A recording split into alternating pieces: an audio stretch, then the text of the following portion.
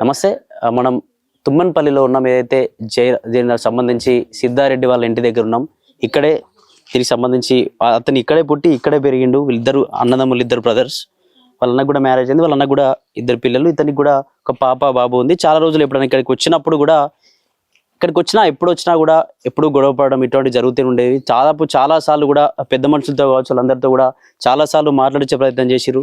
అయినా కూడా వినలేదు. వినకుండా వాళ్ళ అమ్మ నాన్న ఎవరైతే కవిత వాళ్ళ అమ్మ నాన్న కూడా ఆమెకే సపోర్ట్ చేసి మాట్లాడడం, రకరకాలుగా సపోర్ట్ చేయడం వల్ల కూడా ఆమెకు కూడా కొంచెం అంటే మా వాళ్ళు కూడా సపోర్ట్ చేస్తున్నారని చెప్పేసి కూడా ఆమె ఇంకొంచెం ఎక్కువ చేయడం జరిగింది. రకరకాల ఫోన్ కాల్స్ కూడా మాట్లాడని చెప్పేసి అలా కూతురు కూడా సైతం చెప్తా ఉంది. చాలాసార్లు కూడా ఫోన్ కాల్ మాట్లాడింది. మేము ఉంటామని చెప్పి మాకు తెలుస్తుందేమో అని చెప్పేసి బెడ్రూమ్లోకి వెళ్ళి ఎవరైనా ఫోన్ చేయగానే వీడియో కాల్ కావచ్చు, ఆడియో కాల్ కావచ్చు, ఫోన్ రాగానే వెంటనే బెడ్రూమ్లోకి వెళ్ళి డోర్ పెట్టి ఫోన్లు మాట్లాడదని చెప్పేసి వాళ్ళ బాబు కావచ్చు, కూతురు చెప్తా ఉన్నారు. వాళ్ళ తల్లిదండ్రులు కూడా చాలా చెప్తా ఉన్నారు.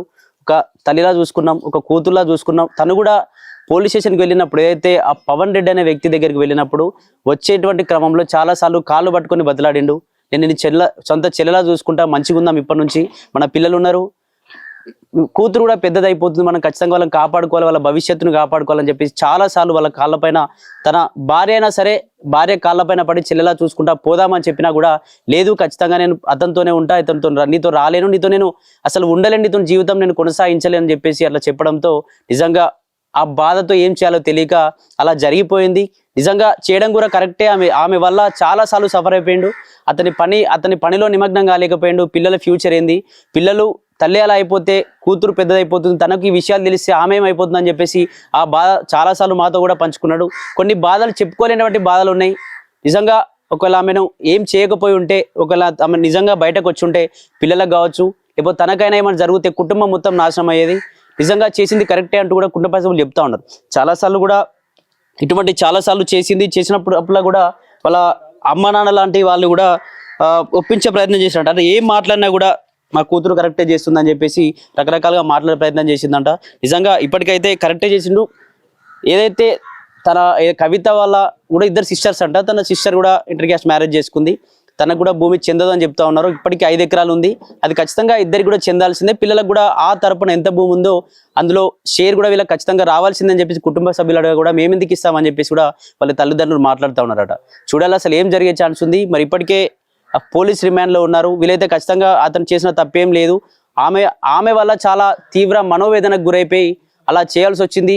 అతను చేయడానికి కారణం ఏంటంటే పోలీస్ స్టేషన్ నుంచి అతన్ని ప్లస్ తన భార్యని పోలీస్ స్టేషన్కి ఏదైతే జడ్చెల్ల పిఎస్ నుంచి ఈ పిఎస్కి తీసుకొస్తున్న క్రమంలో తన లవర్ ఆ తొడలపైన పడుకోవడం వల్ల కూడా ఇతను కొంచెం తీసుకోలేకపోయాడు. అంటే సొంత భర్త ముందే ఒక పరాయి వ్యక్తి పై పడుకుంది అంటే ఇదంతా ఘోరం అని చెప్పేసి తను కూడా జీర్ణించుకోలేకపోయాడు. ఖచ్చితంగా ఒకవేళ ఆమె బతుకున్నా కూడా వీళ్ళ ఫ్యామిలీకి కావచ్చు, వీళ్ళందరికీ కూడా ఇబ్బంది జరిగే ఛాన్స్ ఉంటుండే అని చెప్పేసి కుటుంబ సభ్యులు కావచ్చు, ఇక్కడ ఉన్నటువంటి ఆ తల్లిదండ్రులతో చెప్తా ఉన్న పరిస్థితి. చూడాలి అసలు ఏం జరిగే ఛాన్స్ ఉంది, ఎటువంటి శిక్ష పడే ఛాన్స్ ఉంది, మరి కోర్టులు కావచ్చు ఇవన్నీ పూర్తి విషయాలు కూడా సేకరిస్తాయి. అసలు నిజంగా పిల్లలు ఉన్నారు, మరి పిల్లల పరిస్థితి ఏంది, తల్లి చనిపోయింది, తండ్రి కూడా పోలీస్ స్టేషన్లో ఉంటే ఎవరు పెంచుతారు? వాళ్ళ పిల్లల తల్లిదండ్రులు అయితే ఇప్పటికీ ఆ పిల్లల నానమ్మ తాత కూడా వాళ్ళు కూడా కొంచెం ముసలి వాళ్ళు అయిపోయారు. వాళ్ళని కూడా చూసుకునేటువంటి పరిస్థితి.